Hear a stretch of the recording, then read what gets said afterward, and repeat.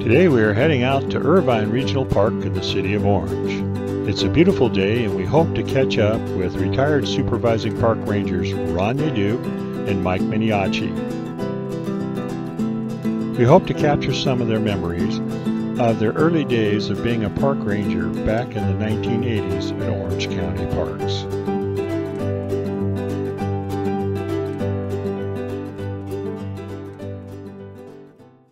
Well, I guess I can start. Okay. We met in 1980.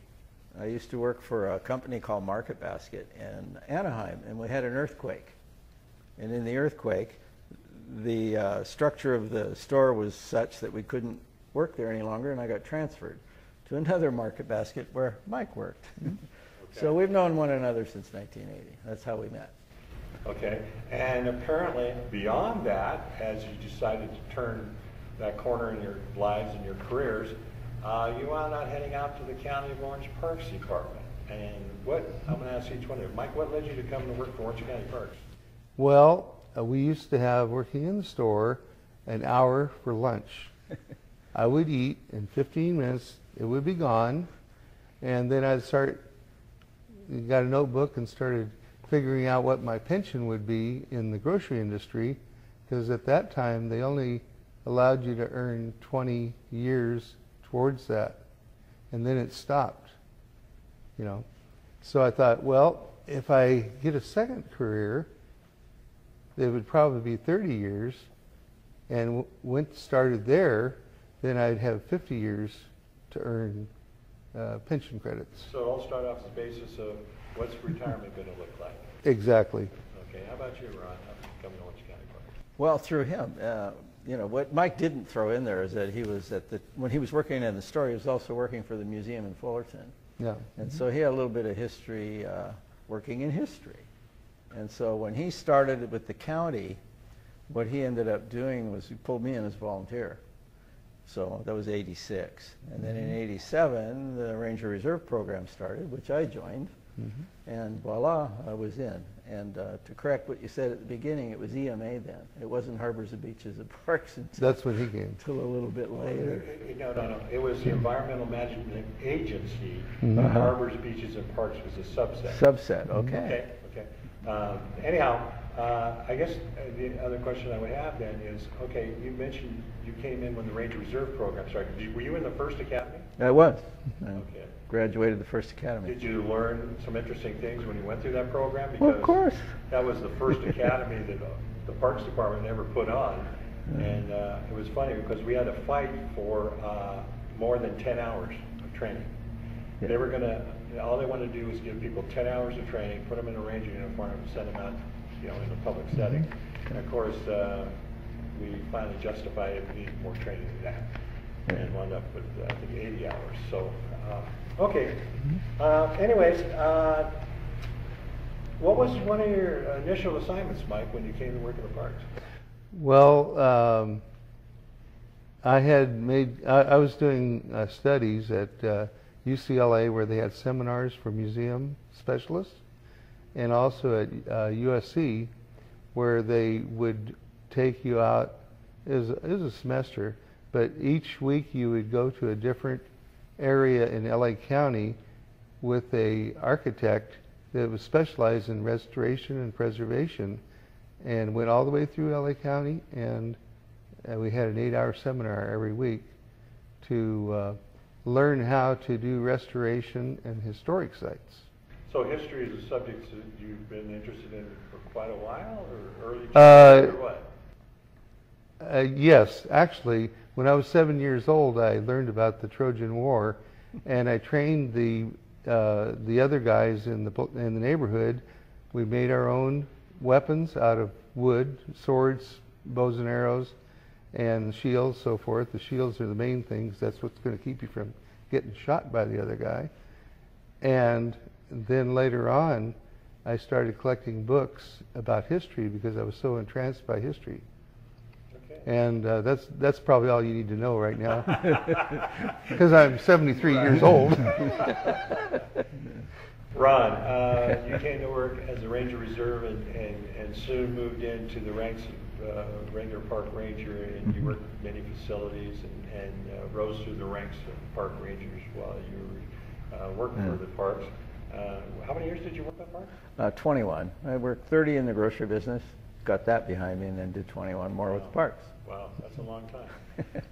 Anyhow, while working in the parks, you got involved in some interpretive educational programs that involved a new identification of park rangers called the Dusty Rangers. Oh yeah, lucky me. Can you talk a little bit about the Dusty Rangers? Well, my first assignment was at Featherly Park, and one of the things that at that time Tim Miller, our manager, wanted me to be able to do was start doing programming. That was just movies were only shown at the campsite, or I mean at the campfire program.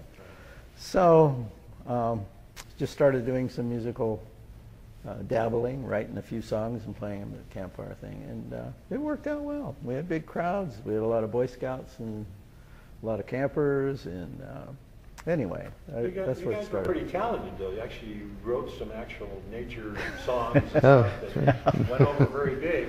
Yeah. I don't know if you got away on us. The scat, the one cable TV show that you did called "The Ocean Begins at Our Back Door." Right. 30-minute show. It was done back in the 80s, like late '89 or no 90s. No, it was in there 91 or 2, 91, something. 92. Yeah. Besides being a cable show, the Public Works cashier for Orange County sold VHS copies of that. Really? To what turned out to be over 1,000 different schools and teachers bought those. Wow. Because they thought it was great, it was informative, the songs were perfect for elementary school age kids, and it really made a hit. And 2 years ago I found out that those things are still circulating in no the way. departments. I mean, so a good program has no shelf life, I guess. But and the other thing was that we didn't find out for weeks after the program happened was that show actually received a Clio Award for quality and educational focus, and that's pretty cool.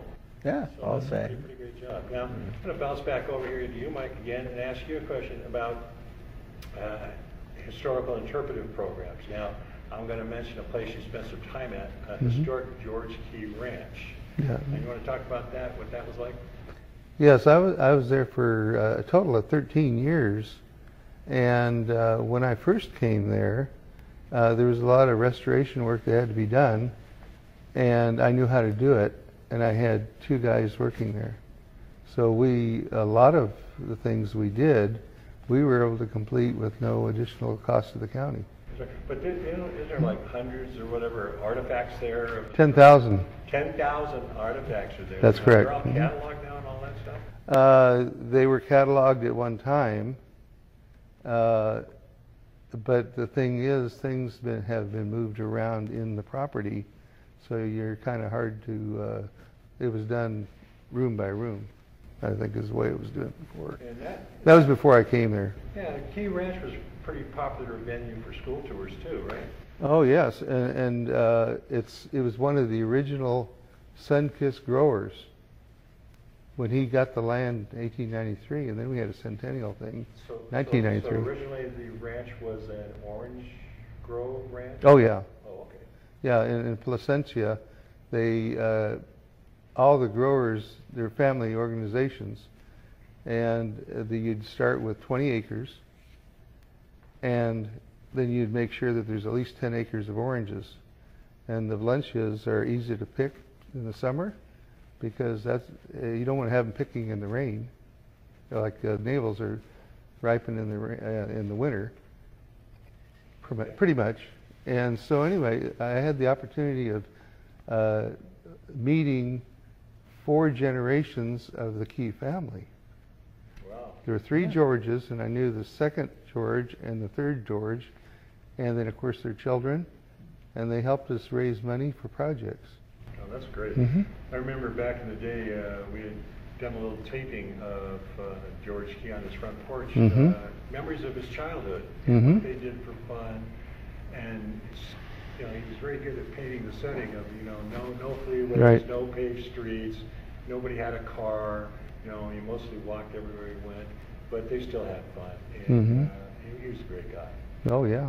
Anyhow, well, there's always some fun things that park rangers enjoy doing, but there's also serious matters that they get involved with too, the typical emergencies and stuff like that.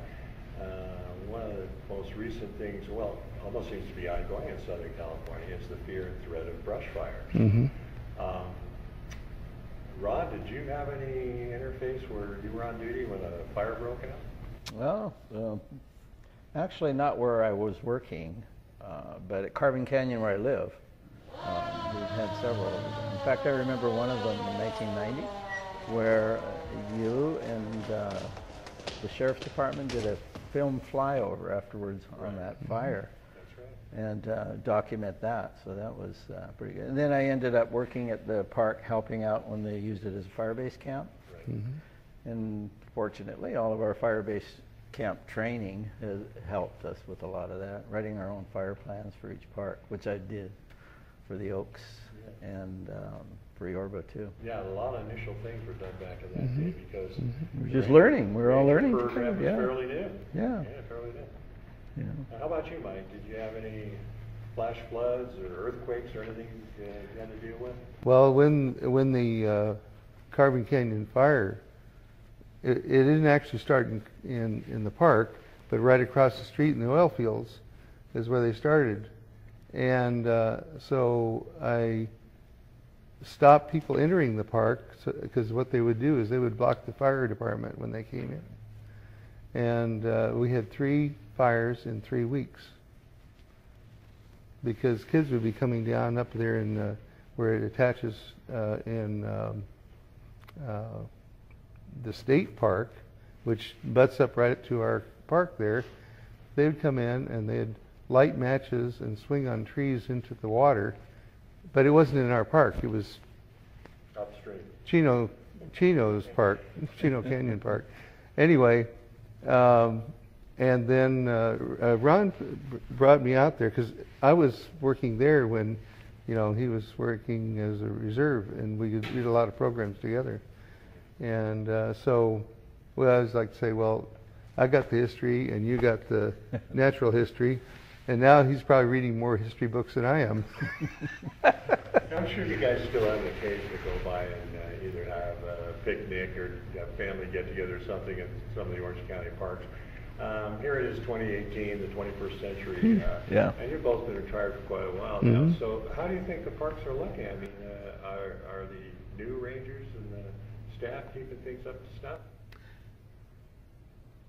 Looks to me, because I still use a lot of the parks. I get myself my annual pass, and so it looks fine.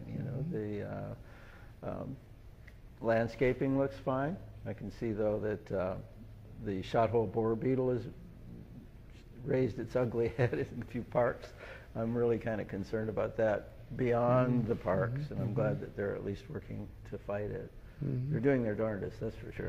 In Carbon Canyon back in the 60s, they started in that sub-canyon of Carbon Canyon, they started planting redwood trees. And I think Tim Miller, when he was a Ranger 1, he was heavily involved in that because he thought it was something that would really be a nice venue to hike to and so on and so forth. That's right. How do you think those trees look today? Well, I think they look really good. Before I retired, I had Featherly, Yorba, and Carbon Canyon Park, and they were stressing a little bit. Nobody seemed to know exactly what to do with them. So we ended up, thanks to the county allowing us to hire a specialist, and they did borings around the grove to find out the soil. The water table was higher there for some reason. All those houses that were built around there kind of raised it up. So, and he put forth a plan to manage those redwoods because they're a great draw also for the parks. And I think they're still doing it. I retired before the plan got initiated, but I think they're doing a good job with them. They look nice. Well, let me ask you first, Mike. What do you miss about working in the parks? Number one is the guys I worked with, the rangers, and maintenance people too. A lot of they have some good employees all down the line, But of course, the rangers, we pretty much helped each other out. And having not worked in a park before when I was hired, and I was hired as a ranger, I depended on you guys to train me about the history of the parks and how things changed. So, believe me, I miss the guys I worked with. And you, Ron? Well, of course that's part of it, you know. I enjoyed the natural resource part of it more than the urban setting. The hiking, the exposure to what's... I think Orange County parks is like the future in parks all over the place, because we're getting all that development in. We're getting use from 100 different directions in every facility. We deal with encroachments, which others will as they develop. But you know, so I think we're the future of what parks are going to be like as population increases. You know, you're talking about how Orange County parks have been discovered, not only by people that live or work within Orange County, but the surrounding counties are very much in tune as well. I know that for most group shelters and group areas that are subject to reservation, you almost have to apply 12 months in advance. Oh, of course, They book up that quickly. And that says a lot about the facilities today. It's kind of interesting that back in the 80s, we were opening new facilities and expanding existing facilities with, you know, phase 2 being built, phase 3 being built.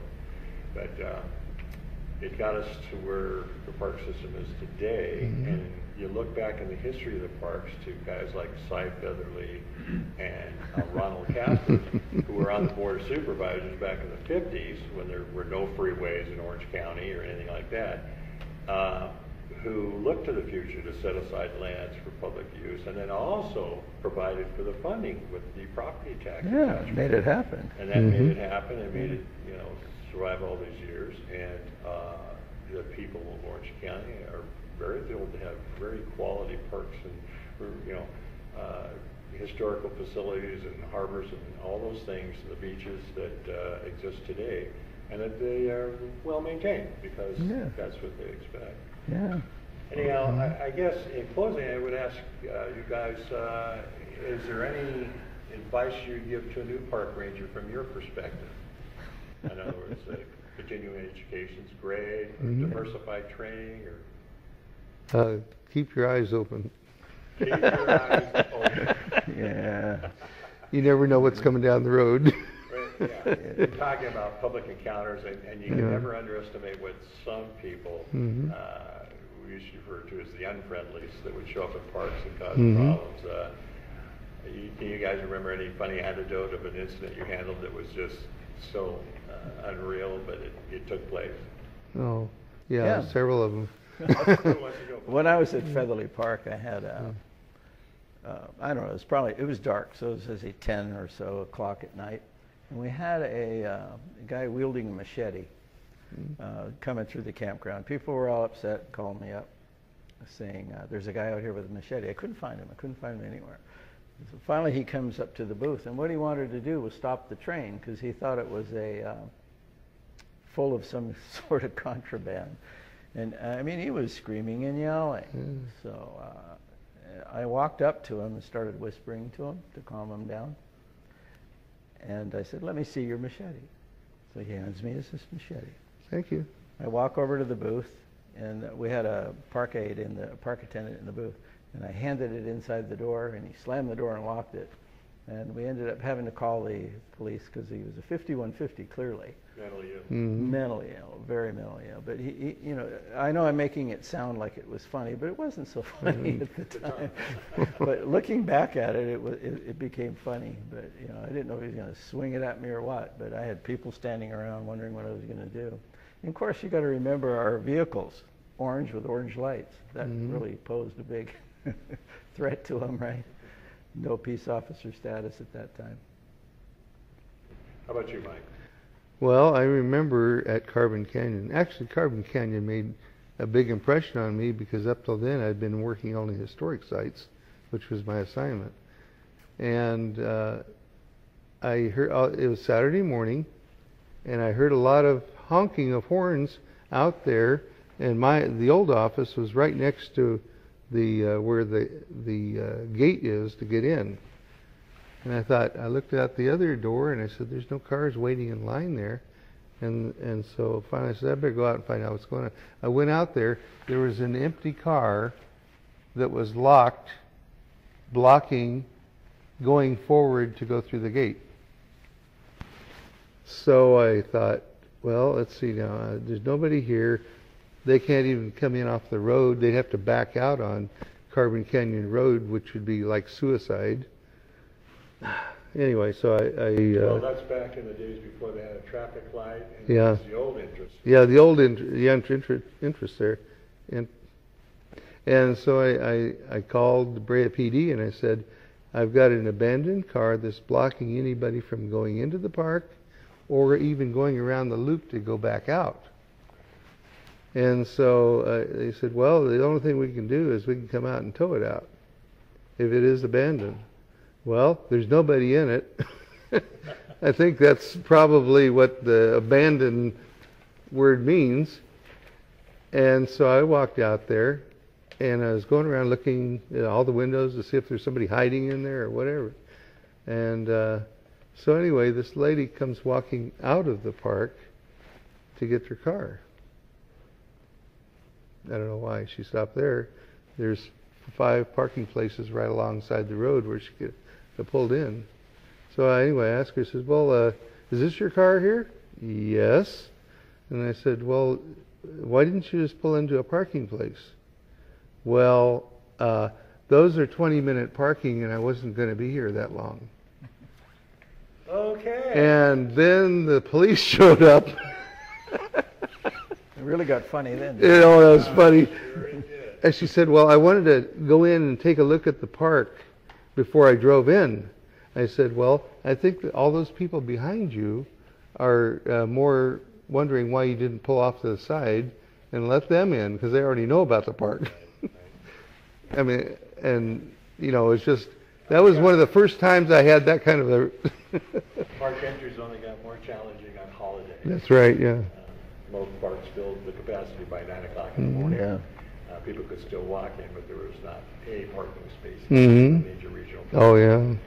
Anyhow, you know, there's an expression that we use for the folks that are participating in like yourselves, and participating in preserving the living history of OC parks, which kind of kindled out of the timeline when Tim Miller passed away in 2013.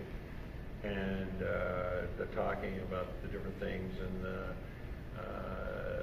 people forgetting about different things and wondering about different things. And so it evolved into a Facebook page called We Were Park Rangers Once. And the interesting part about that is the expression park rangers is, I know during my career, when people came to a regional park, anybody they saw in any type of a uniform, they assumed they were a park ranger. And would go to them for help or directions or whatever else, because do you remember what the #1 question is asked of a park ranger in the park? Where's the bathroom? Where's the bathroom? Where's the restroom? That holds true today, I'm sure. Yeah.